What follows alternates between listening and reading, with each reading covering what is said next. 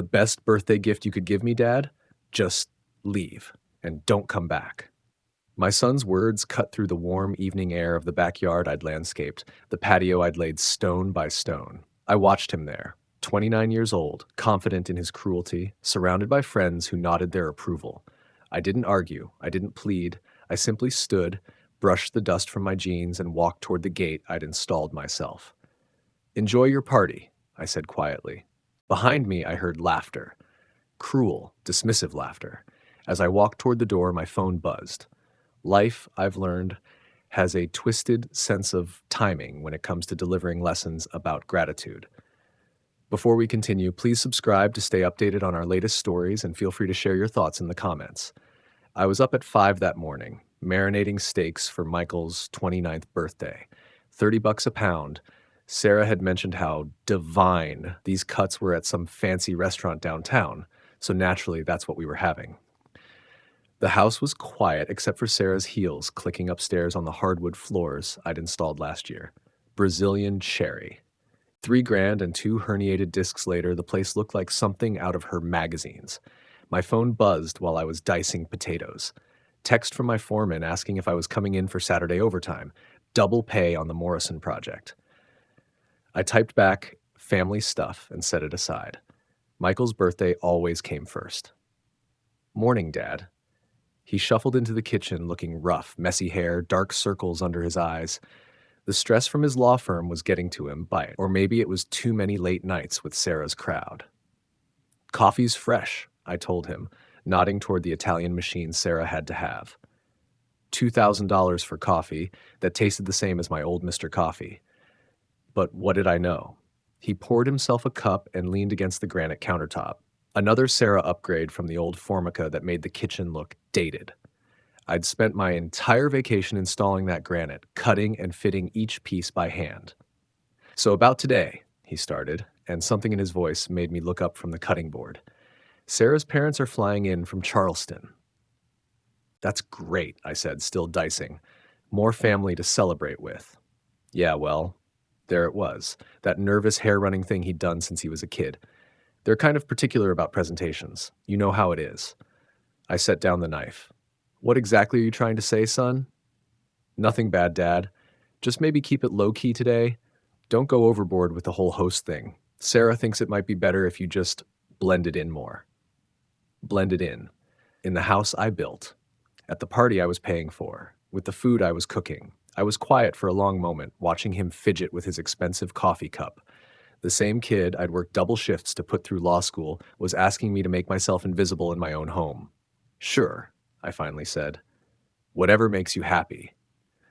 But as I watched him walk away, relief spreading across his face, something cold settled in my chest. 29 years of putting him first, and this was what I'd earned. A request to disappear from his life, one small piece at a time. By evening, the backyard was packed. Sarah's parents had arrived in their Mercedes, all polished smiles and expensive cologne. Her father kept checking his Rolex while her mother critiqued everything with that special brand of Southern passive aggression. "What a cozy space," Mrs. Harrison said, eyeing the pergola I'd built. "Very rustic." I was manning the grill, staying in the background like a good little servant, when I overheard Sarah talking to her college roommate by the pool. "Oh, Jeff's been such a lifesaver," she was saying.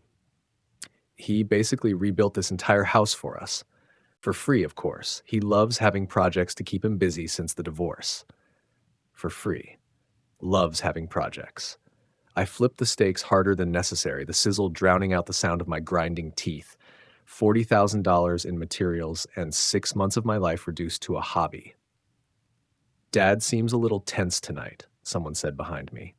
I turned to see Michael talking to his law school buddy Jake, both of them holding craft beers I'd bought specially for the party. "Yeah, well, he gets like this at social events," Michael said with a shrug.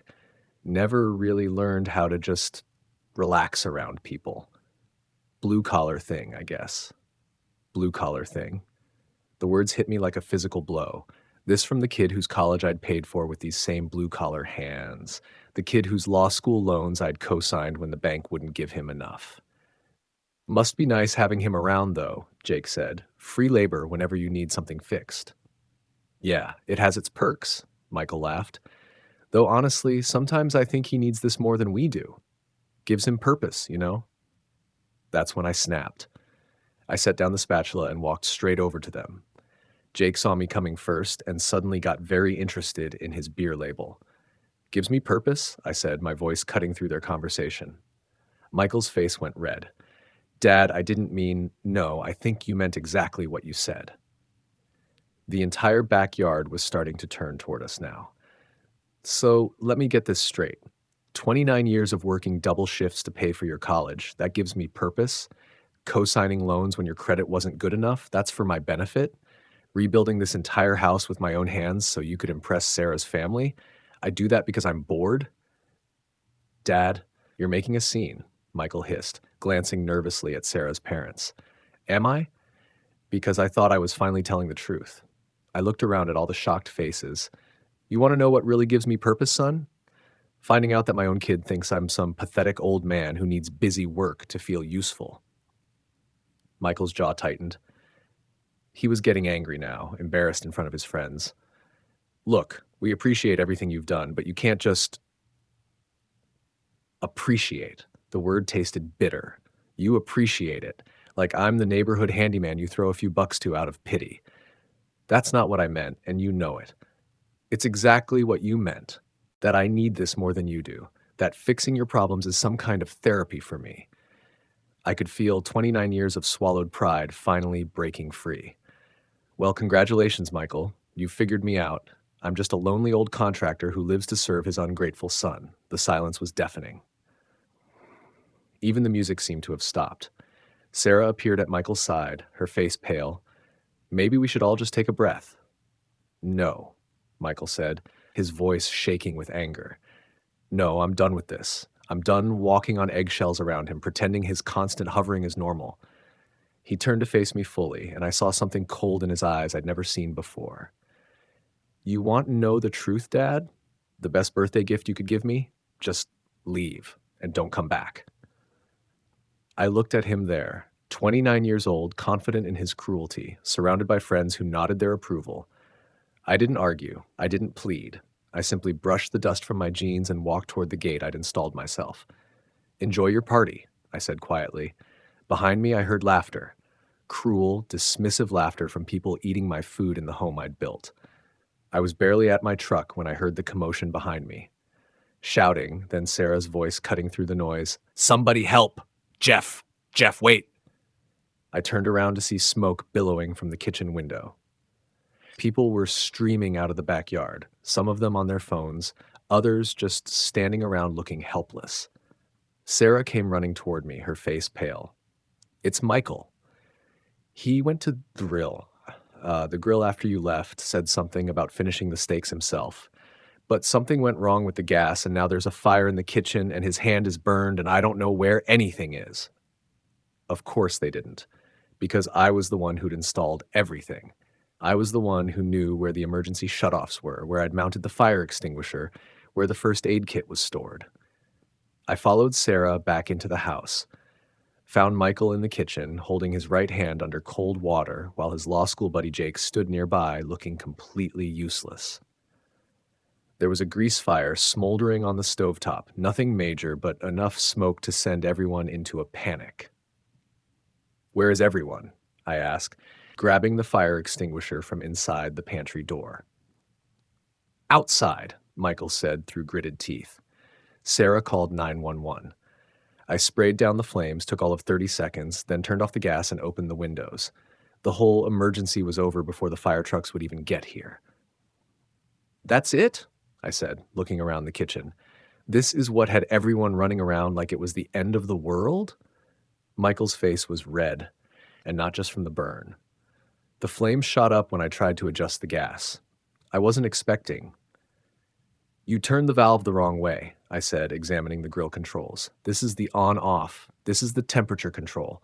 I showed you this when I installed it last year. I forgot, okay? It's been a long night. Jake shifted uncomfortably in the doorway. Maybe I should go check on everyone outside. Yeah, maybe you should, I said, not taking my eyes off Michael. After Jake left, I pulled the first aid kit from under the sink and started examining Michael's hand. Second-degree burn on 2 fingers. Painful, but nothing that required a hospital visit. So let me get this straight, I said, applying burn gel with practiced efficiency. 5 minutes ago, you told me to get out of your life forever. Now here I am, cleaning up your mess because none of your sophisticated friends know how to handle a simple kitchen fire. Dad, and where exactly was everyone while you were burning yourself? Sarah? Jake? All these important people who think I'm such an embarrassment? I wrapped his fingers with gauze. What were they doing while their host was in trouble? Michael was quiet for a moment, watching me work. Sarah doesn't know where you keep things. And Jake's never really dealt with this kind of stuff. Right. But I'm the one who needs this more than you do, remember? The one who does this just to give my pathetic life some purpose. Through the window, I could see fire trucks pulling up, sirens wailing. The neighbors were gathering on the street, probably wondering what drama was unfolding at the Miller house now. You can tell them it's handled, I said, finishing with the bandage. Unless you'd rather let Jake explain how much help he was. Michael looked at his wrapped hand, then back at me. For the first time all night, he looked uncertain. Thank you. Don't thank me yet, son. We're just getting started. Michael looked confused, maybe even a little scared. His eyes darted between my face and the door, like he was calculating whether this was the moment to make an escape. The confident smirk from earlier had completely disappeared. What do you mean? His voice cracked slightly on the last word.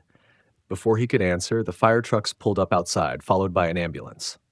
Red and blue lights painted the kitchen walls in rotating colors. I could see Sarah through the window, gesturing frantically toward the house with both hands, her designer dress wrinkled and stained with soot. She was probably making it sound like we'd barely survived a 4-alarm blaze. Fire Chief Rodriguez came through the front door first, followed by 2 paramedics and another firefighter. His heavy boots echoed on the hardwood floors I'd installed. Where's the fire? Rodriguez asked, looking around with the practiced eye of someone who'd seen every kind of domestic disaster. Kitchen, I said, leading them back. My voice was steady, professional. Small grease fire on the stovetop, already extinguished. I watched Rodriguez examine the scene, his movements methodical and thorough. He checked the stove, ran his hand along the exhaust hood, even opened the oven to make sure there were no lingering hot spots. I felt a small surge of satisfaction watching him work. This was a man who knew what he was doing, unlike the panic-stricken guests who'd fled at the first sign of trouble. Looks like you handled it properly, Rodriguez said, making notes on his clipboard. Gases shut off, areas ventilated. What happened? My son tried to adjust the grill controls and turned the valve the wrong way, I explained, feeling Michael's face burn with embarrassment beside me. Flame shot up, caught some grease that had splattered onto the stovetop. Nothing structural, no damage to the house systems. Michael shifted uncomfortably, his good hand fidgeting with his shirt sleeve. I could practically hear him thinking about how to spin this story later, how to make it sound less like his father had to save him from his own incompetence. Anyone injured? Rodriguez asked. Burn on his hand, I said, nodding toward Michael. 2nd degree, 2 fingers. I've already applied first aid. One of the paramedics moved toward Michael, a young woman with kind eyes and efficient movements. Let's take a look at that. While they unwrapped my bandaging to examine the burn, Rodriguez continued his inspection. I felt a familiar pride watching him appreciate the work I'd done on this house. The careful attention to safety codes, the professional installation of every system. You did good work here, mister. Rodriguez paused, pen hovering over his clipboard. Miller. Jeff Miller. I'm a contractor. The words felt solid in my mouth, grounding. No shame in them, despite what my son apparently thought. Shows. Everything's by code. The fire extinguisher placement, the gas shutoffs, even the ventilation. Most people don't think to open windows first thing. Rodriguez looked genuinely impressed. Your son's lucky you were here. Actually, I wasn't, I said, watching Michael's face carefully. A flash of something, guilt, shame, crossed his features. I'd already left for the evening when this happened. Rodriguez raised an eyebrow. You came back? His wife called for help. They didn't know where anything was. I kept my voice neutral, but I could feel the weight of that statement settling on Michael's shoulders like a lead blanket. The paramedic was finishing up with Michael's hand, her movements gentle but professional. Burns are clean, properly treated. You'll want to keep them dry for a few days. Change the dressing twice daily. Should heal up fine in about a week. No need for the hospital? Michael asked, and I heard the relief in his voice. He was probably already calculating how to minimize this story when he told it to his colleagues. Not unless they get infected. Whoever treated this knew what they were doing. The paramedic looked at me with genuine respect. Medical training? Construction work. You learn to handle burns and cuts. 35 years of working with my hands, of dealing with real problems that couldn't be solved by talking or filing paperwork. They packed up their equipment and started heading out, their heavy gear clanking softly.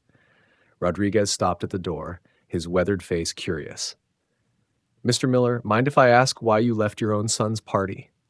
I glanced at Michael, who was suddenly very interested in his bandaged fingers, his face flushed red with embarrassment. The same look he'd had as a kid when I'd catch him in a lie. Family disagreement. Must have been some disagreement for you to leave and come back. Rodriguez's tone was carefully neutral, but I could see the understanding in his eyes, the look of a man who'd seen his share of family drama. Sometimes people need to learn the difference between wanting independence and actually being able to handle it. After the emergency crews left, the house felt eerily quiet. Most of the guests had cleared out during the commotion, like rats abandoning a sinking ship. Sarah's parents were long gone, probably racing back to their hotel to discuss how mortifying the whole evening had been. The law school friends had evaporated like smoke, so much for all that lawyer solidarity. "Dad," Michael said, flexing his bandaged fingers experimentally. His voice was smaller now, less certain. "Thank you. Thank you for coming back, for handling all this. I know tonight got out of hand, and—" "Where are they?" I interrupted, feeling a cold anger building in my chest. "What?" Michael blinked, genuinely confused. "Your friends, Sarah's parents, all those sophisticated people who were so eager to judge your embarrassing blue-collar father." I looked around the empty kitchen, letting the silence stretch. "Where exactly were they when you needed help?" Michael's face flushed again, deeper this time. He ran his good hand through his hair, that nervous gesture that meant he knew he was cornered. "They were outside. They didn't know what to do." Sarah didn't know where the fire extinguisher was in her own house. I started putting the first aid kit away, each movement deliberate and controlled. "Jake didn't know how to shut off a gas valve. Your in-laws ran for the hills the second things got messy." I closed the cabinet door with a soft click. "But somehow I'm the problem." "Dad," Michael's voice had a pleading edge now, the same tone he'd used as a teenager when he was trying to talk his way out of trouble. "No, Michael. Let me paint you a picture of how this played out." I turned to face him fully, and I saw him instinctively take a step back. "You burned yourself trying to prove you didn't need me around. Your wife panicked because she's never had to deal with a real problem in this house, because I've always been there to handle them. Your friends stood around being useless. And who got called to save the day? The same blue-collar embarrassment you told to get out of your life. I know, okay? I know how it looks." His jaw was set now, that stubborn look I remembered from when he was a teenager, when he'd dig in his heels even when he knew he was wrong. "Do you? Because from where I'm standing, it looks like you've spent so much time being ashamed of me that you forgot to learn anything from me." Michael was quiet for a moment, and I could see him wrestling with something. Then he straightened up, his shoulders squaring in that way that meant he was about to double down on a bad decision. "I appreciate what you did tonight, Dad. I really do." His voice was getting stronger, more confident, the lawyer voice he used when he was trying to control a narrative. "But this doesn't change anything. I'm still 29 years old. I still need to handle my own life, make my own decisions. I can't have you swooping in every time something goes wrong." I felt something cold settle in my Stefak. After everything that had just happened, he was still choosing his pride over reality. "Is that what you think this was? Me swooping in? Wasn't it?" He lifted his chin defiantly, and for a moment I saw the spoiled child he'd been before life had taught him any real lessons. I laughed, but there wasn't any humor in it. The sound seemed to echo off the granite countertops I'd installed. Son, you have no idea what swooping in looks like.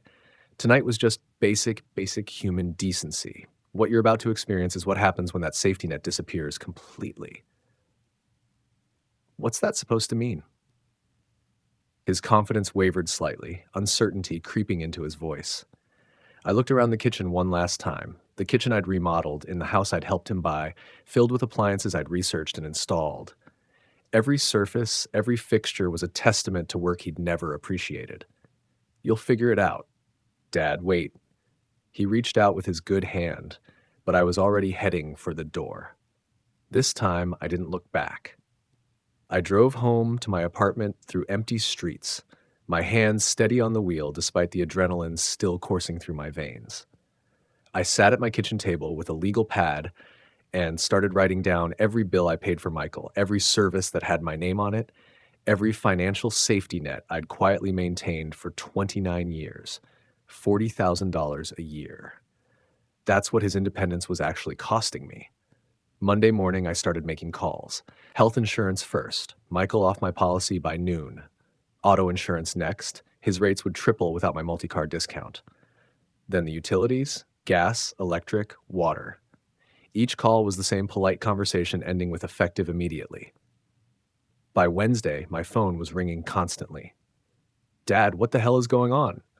Michael's voice was tight with panic. I just got a notice that my health insurance is canceled, and the electric company is demanding a $2,000 deposit. How's your hand? I asked calmly, sipping my coffee. What? My hand is fine, but good. Glad to hear you're healing up properly. Dad, focus. They're saying I need to establish my own accounts for everything. The gas company wants $1,500, electric wants $2,000, water department wants $800. That's over $4,000 just in deposits. I could hear the papers rustling in the background, probably spread across his granite countertop, the same countertop I'd installed.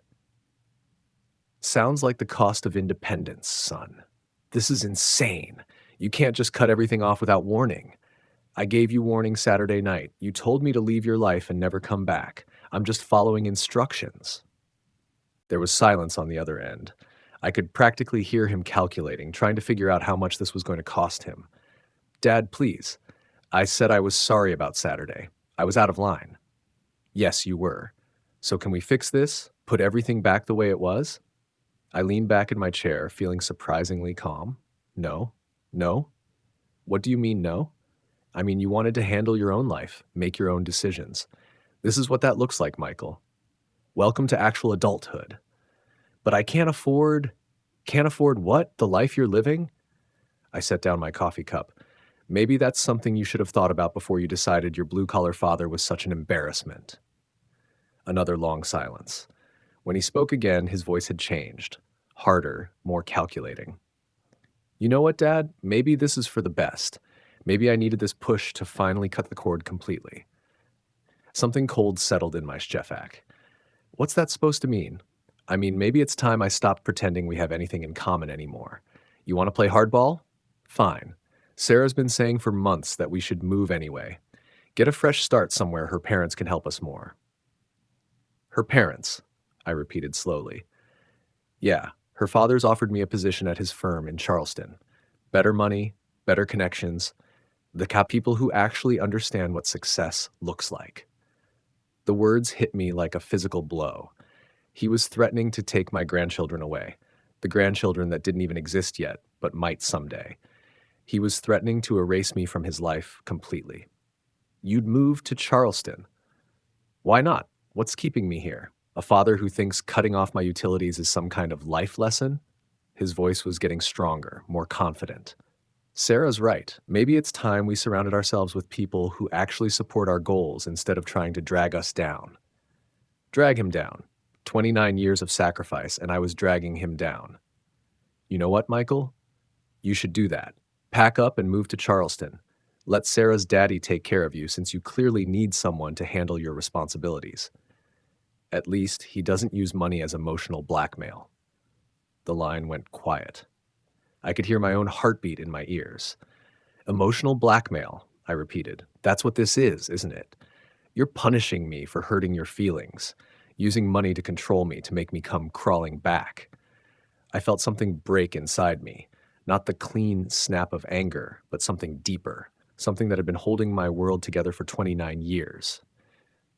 You think this is about control? Isn't it? I hung up the phone and sat in my kitchen for a long time, staring at that legal pad full of canceled services. Emotional blackmail, using money to control him. My son thought 29 years of love looked like manipulation. I picked up the phone and started making new calls. If Michael wanted to see what real consequences looked like, it was time to show him. Because I wasn't done canceling things yet. Not even close. Friday afternoon, I drove to Michael's house with a for sale sign in the back of my truck. The same truck that had hauled materials for countless home improvement projects, the truck that had been at Michael's disposal whenever he needed something moved or fixed. I'd loaded the sign carefully along with my post hole digger, a level, and a bag of quickset concrete. If I was going to do this, I was going to do it right. The neighborhood looked peaceful in the late afternoon sun. Kids were riding bikes on sidewalks I'd helped repair during community work days. Mrs. Patterson next door was watering her garden with the hose I'd helped her connect last spring when hers had burst. Normal people living normal lives, taking care of their own responsibilities. I parked in the driveway and sat for a moment, looking at the house. Every line of it was familiar. The roofline I'd extended to add the master bedroom, the front porch I'd rebuilt when the original one started sagging, the driveway I'd resurfaced 2 summers ago when Sarah complained about the cracks. Hundreds of hours of work, thousands of dollars in materials, all given freely because I thought I was building something for my family. I pulled out my post hole digger and measuring tape. The front lawn was still perfectly manicured. Of course it was, since I'd been paying for the lawn service for 3 years. The sprinkler system I'd installed myself was keeping everything green and pristine, just the way Sarah liked it. Even the mailbox was straight, because I'd reset it in concrete after some kid knocked it over with a baseball. I measured off the proper distance from the sidewalk, had to follow city ordinances, even for this, and marked the spot with spray paint. Then I started digging. The soil was hard clay, the kind that fights you every inch of the way. Sweat started beading on my forehead as I worked the digger, breaking through roots from the oak tree I'd planted the year Michael graduated law school. Back then, I'd thought it would grow up alongside his children, become a family tree with decades of memories. I was about halfway done driving the signpost into the ground when the front door flew open like someone had kicked it. "Dad, what the hell are you doing?" Michael came running across the lawn, still in his work clothes. Expensive gray suit, probably cost more than I made in a week. His tie was loosened around his neck, sleeves rolled up, and his hand was still bandaged from Saturday night. He looked like he'd run straight from his car. I didn't look up from my work, just kept tamping the dirt around the post with the flat end of my digger, installing a for sale sign. A for sale sign? His voice cracked on the last word. "You can't sell this house. This is my house." That got me to stop digging. I straightened up slowly, feeling my lower back protest after years of this kind of work, and looked at him. Really looked at him. Standing there in his expensive suit, his Italian leather shoes planted on the lawn I maintained, his face flushed with indignation in front of the house I'd rebuilt from the foundation up. "Your house?" I asked quietly, setting the digger aside and pulling out my level to check the post. "Yes! My house! I live here! Sarah and I live here!" He gestured wildly at the building behind him like he was presenting evidence in court. I leaned on the post hole digger and smiled. Not the warm smile a father gives his son, but something colder, more calculated. Something that made Michael take an involuntary step back toward his perfect front porch. "Michael, whose name is on the deed?" I watched his face as the question hit him. His mouth opened, then closed. His eyes darted toward the house, then back to me, then to the ground. I could practically see the wheels turning in his head, desperately trying to remember the paperwork from when he'd moved in 5 years ago. The paperwork he'd been too busy to read carefully because Dad was handling all the boring details. When Mom and I got divorced, you said." His voice was smaller now, uncertain. "I said you could live here, I said I wanted you to have stability. I went back to digging, using the manual auger to make the hole deeper. I never said I was giving you the house. But I've been making mortgage payments. The desperation was creeping into his voice now, the same tone he'd used as a teenager when he was trying to talk his way out of trouble. You've been paying me rent. I poured some quick-set concrete into the hole around the post. Very cheap rent, actually. About half what this place would go for on the open market. I added water from the bottle I'd brought and started mixing it with a stick. But then, I wasn't trying to make money off my son. I was trying to help him get on his feet. Michael's face had gone white.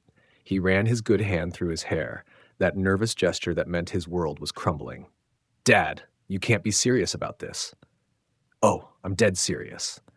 I attached the sign to the post with heavy-duty screws, making sure it was level and secure. The red and white for sale letters caught the afternoon light perfectly. See, something you said on Wednesday really stuck with me, about emotional blackmail, about me using money to control you. I was angry. I didn't mean. He took a step closer, his hands raised like he was trying to calm down a dangerous animal. No, you meant it. I looked him straight in the eye while I tightened the last screw. And you know what? You were right. I stepped back to admire my work, checking the sign from different angles to make sure it was visible from the street. I was using money to control you. I was enabling you to live beyond your means, to take me for granted, to treat me like hired help instead of your father. Dad, please. His voice broke slightly on the word please. I'm done enabling, Michael. I'm done being your personal bank account, your emergency contact, your backup plan. I started gathering my tools, placing each one carefully in the truck bed. I tried to be a good father. I sacrificed my own comfort, my own retirement, my own life for 29 years to make sure you had everything you needed. I know that. I appreciate. Do you? I laughed, but there was no humor in it. The sound echoed off the house walls I'd insulated myself. Because what I've learned this week is that you don't appreciate it. You resent it. You see my love as manipulation, my help as control, my presence as embarrassment. Michael was quiet now, his lawyer instincts probably telling him that anything he said would only make things worse.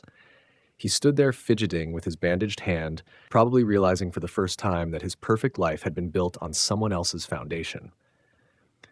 So here's what's going to happen, I continued, pulling on my work gloves to load the post hole digger. You've got 30 days to find somewhere else to live. I suggest you take Sarah's father up on that job offer in Charleston. Start fresh, like you wanted. 30 days? His voice shot up an octave. Dad, we can't find a place and move in 30 days. Do you know what the housing market is like right now? Sure you can. You're a lawyer, Sarah's got family money, you're both young and capable. I hefted the digger into the truck bed with a satisfying thunk. You'll figure it out. I started walking toward my truck. Unless, of course, you need your embarrassing blue-collar father to help you with that, too. Dad, wait! He followed me, actually running to keep up, his expensive shoes slipping on the grass. We can work this out. We can sit down and talk about this like adults, like civilized people. I stopped at my truck door and turned back to him, keys in hand. Adults, Michael, adults don't live in houses their parents own while calling those same parents manipulative. Adults don't take financial support for granted while being ashamed of where it comes from. I unlocked the truck door with a deliberate click. Adults don't threaten to move away when their free ride gets canceled. I never threatened. You told me you were moving to Charleston to get away from people who drag you down. You told me Sarah's parents understand success better than I do. I could feel my voice getting harder, more controlled. Well, congratulations. Now you get to find out what success looks like when you're actually paying for it yourself. I opened the truck door, and the familiar creak of the hinges seemed to punctuate my words. Michael was still standing there, looking lost and confused, the same expression he'd had as a kid when he couldn't figure out how to fix something he'd broken. Dad, please, don't do this. We're family. His voice was barely above a whisper now. I paused with one foot on the running board. You know what, son? Family doesn't threaten to cut each other out of their lives when they don't get their way. Family doesn't call love emotional blackmail. And family sure as hell doesn't treat the person who built their house like an embarrassment. I got in the truck and started the engine. The old Ford rumbled to life with the reliable sound of something built to last. Michael was still standing in the driveway, looking smaller somehow in his expensive suit. You wanted independence, Michael. You wanted to handle your own life without your old man hovering around. I put the truck in reverse and started backing out. Well, you've got it. Every single bit of it. As I drove away, I could see him in my rearview mirror, standing next to that for sale sign, like a scarecrow in his own front yard. For the first time in 29 years, he was finally understanding what he'd actually lost. The neighborhood looked different as I drove through it. Mrs. Patterson waved from her garden, probably wondering why I looked so grim. The Morrison kids were playing basketball on the hoop I'd helped their dad install last summer. Normal people, living normal lives, taking care of each other because they wanted to, not because they had to. I drove straight home and opened a beer, something I rarely did on weekdays. Sat on my small patio and looked out at the modest apartment complex where I lived. Not much to look at, but it was mine. Paid for with my own money, decorated with my own choices, maintained on my own schedule. For the first time in years, nobody was going to call me asking for help with something they should have learned how to handle themselves. The house sold within 2 weeks. A nice young couple with a baby on the way, the Johnsons. Mark was a teacher, Lisa was a nurse. Real people with real jobs who understood the value of hard work. They walked through every room with genuine appreciation, running their hands along the crown molding I'd cut and installed myself, admiring the hardwood floors I'd laid plank by plank during my vacation time. "This is incredible craftsmanship," Mark said, examining the Jeff built-ins in the living room. His calloused hands told me he knew quality work when he saw it. "You don't see attention to detail like this anymore." "The previous owner's father built most of it," the realtor explained, reading from her notes. "He must have really loved his son," Lisa said, cradling her pregnant belly as she admired the kitchen I'd remodeled. "You can feel the care that went into every detail." I cleared my throat. "Actually, I'm the father. I did all the work." They both turned to look at me with surprise, then something like respect. "You're selling your son's house?" Mark asked carefully, probably sensing there was a story there. "Teaching him about independence," I said. It was the truth, even if it wasn't the whole truth. They bought it at asking price. No negotiations, no demands for repairs, no complaints about the work I'd done. They appreciated the craftsmanship, the attention to detail, the love that had gone into every room. Things my own son had never bothered to notice, or at least never bothered to acknowledge. Michael tried calling during the closing process. The first few times I let it ring. Then he started leaving voicemails. "Dad, please. I know you're angry, but we need to talk about this. Sarah's pregnant. We just found out yesterday. That's going to be your grandchild. Doesn't that mean anything to you? A grandchild." I sat in my truck in the parking lot of the title company, listening to that message 3 times. The news hit me harder than I wanted to admit. I dreamed about teaching a grandchild how to use tools, how to fix things, how to build something with their own hands. I'd imagined weekend projects, teaching moments, the chance to pass on everything I knew to someone who might actually want to learn. Now I might never get that chance, but even that wasn't enough to make me pick up the phone, because I'd learned something important over the past few weeks. Love without respect isn't really love at all. It's just dependency, wearing a prettier name. Sarah left more voicemails than Michael did, her voice getting more desperate with each one. "Jeff, I'm so sorry about everything. I know we were wrong. Michael was wrong. I was wrong. We found a place in Charleston. My father helped with the down payment, but the mortgage is 3 times what we were paying you. Michael's working 16-hour days trying to keep up with the payments. I barely see him anymore." Good, I thought as I listened to her crying on my voicemail. Let him learn what financial pressure actually feels like. Let him discover what it costs to maintain the lifestyle he'd taken for granted for so long. "The apartment is tiny," she continued in another message. "1 bedroom, no yard, no garage for Michael's tools. Not that he knows how to use them anyway. We had to put most of our furniture in storage because there's no room. And the neighbors, Jeff, they party until 3 in the morning. Michael tried to talk to them about it, but they just laughed at him. I could picture it perfectly. My son, who'd grown up in suburban comfort, trying to assert himself in some rundown apartment complex where his law degree and expensive suits meant nothing. We could really use your help, another voicemail continued, and I could hear the exhaustion in Sarah's voice. Not financially. I know we burned that bridge. But advice, support. You were the only father figure I ever had, and now I'm going to be a mother and I don't know how to do any of this without you. That one almost broke me. Sarah had lost her own father when she was 12. Cancer, quick and brutal. I'd been the one to walk her down the aisle when she and Michael got married, because her mother had remarried someone Sarah barely knew. I'd been the one she called when she needed advice about everything from car trouble to career decisions. For a moment, sitting in my kitchen with the phone in my hand, I considered calling her back. She didn't deserve to suffer for Michael's mistakes. But then I remembered Michael's words about emotional blackmail, about me using money to control him. I remembered the laughter from his friends when I'd walked away from his party. I remembered 29 years of being taken for granted, of having my love treated like a business transaction. Sarah had made her choice when she sided with her parents, when she whispered about me keeping me in the background at their parties.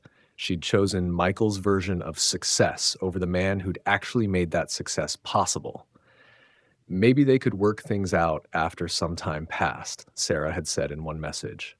Maybe we could rebuild this relationship once everyone had cooled down and learned to appreciate what they'd lost.